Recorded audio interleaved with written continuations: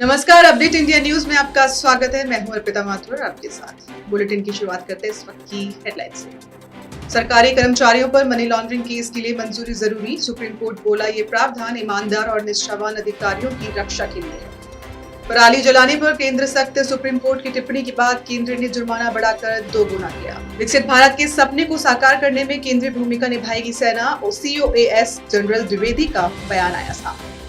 आप सिर्फ ढोल बजाकर लोगों से घर खाली करने और ध्वस्त करने के लिए नहीं कह सकते, सुप्रीम कोर्ट की यूपी सरकार को फटकार, 25 लाख मुआवजा दिलवाया। और अब खबरें विस्तार से। सुप्रीम कोर्ट ने कहा है कि ड्यूटी के दौरान मनी लॉन्ड्रिंग के आरोपी लोक सेवकों के खिलाफ केस चलाने से पहले सरकार की संबंधित अथॉरिटी से मंजूरी लेना जरूरी है। कोर्ट ने बुधवार को कहा कि CRPC की धारा 197(1) के तहत प्रावधान है कि सरकारी अधिकारियों और जजों के खिलाफ केस चलाने के लिए सरकार से मंजूरी लेनी होती है। ये प्रावधान अब prevention of money laundering act में भी लागू होता है। दरअसल आंध्र प्रदेश के नौकरशाह भीबू प्रसाद आचार्य के खिलाफ ईडी ने मनी लॉन्ड्रिंग के आरोप लगाए थे, जिसे 2019 में तेलंगाना हाईकोर्ट ने बिना सरकार की मंजूरी किए केस चलाए जाने को लेकर खारिज कर दिया था। इसके खिलाफ ईडी सुप्रीम कोर्ट तक जा पहुंची, जहां बुधवार को जस्टिस अभय S ओक और जस्टिस AJ मसीह की बेंच ने भी याचिका खारिज कर दी। कोर्ट ने कहा कि PMLA का केस चलाने से पहले सरकार की मंजूरी लेने का प्रावधान ईमानदार और निष्ठावान अधिकारियों की रक्षा के लिए है। वायु प्रदूषण की समस्या पूरे देश में गंभीर हो गई है। सुप्रीम कोर्ट ने भी इसे लेकर नाराजगी जाहिर की है। यही वजह है कि अब केंद्र ने भी पराली की समस्या के खिलाफ सख्त रुख अपनाने का फैसला लिया है। दरअसल केंद्र सरकार ने पराली जलाने वाले किसानों पर जुर्माने की राशि बढ़ाकर 2 गुनी कर दी है।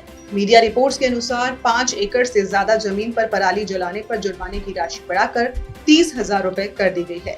केंद्र सरकार के वायु गुणवत्ता प्रबंधन आयोग ने राष्ट्रीय राजधानी क्षेत्र और इसके आसपास के इलाकों में environmental conception for stable burning संशोधन कानून के प्रावधानों को लागू कर दिया है।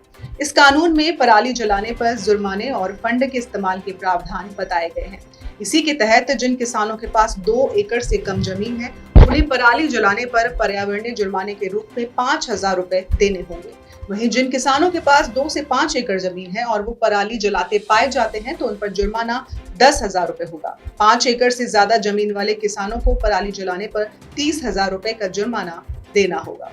सेना प्रमुख जनरल उपेंद्र द्विवेदी ने बुधवार को कहा है कि भारत को विकास महत्वाकांक्षाओं के अनुरूप सेना में भी बदलाव हो रहा है।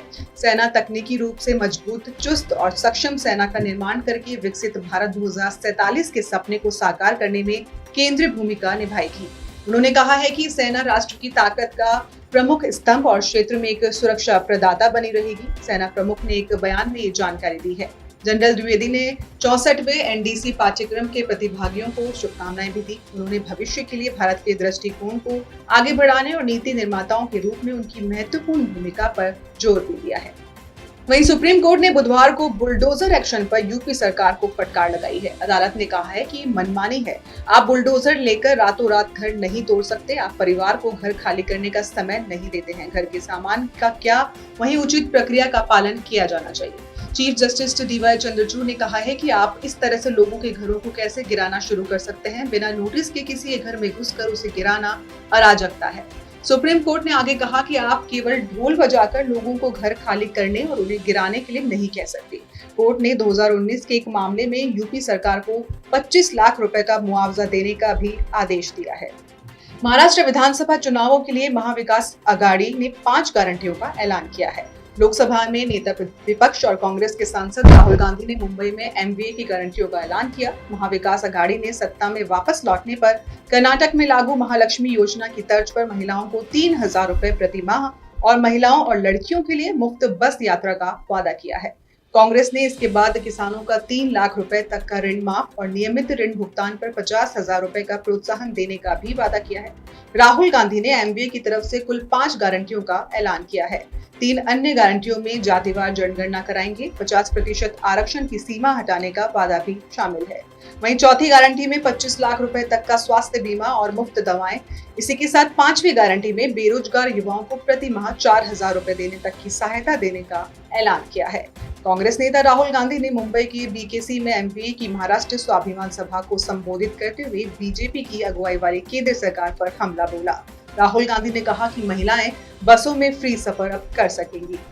वहीं अमेरिका में राष्ट्रपति चुनाव के नतीजे सबके सामने हैं। रिपब्लिकन पार्टी के डोनाल्ड ट्रंप अमेरिका के 47वें राष्ट्रपति होंगे।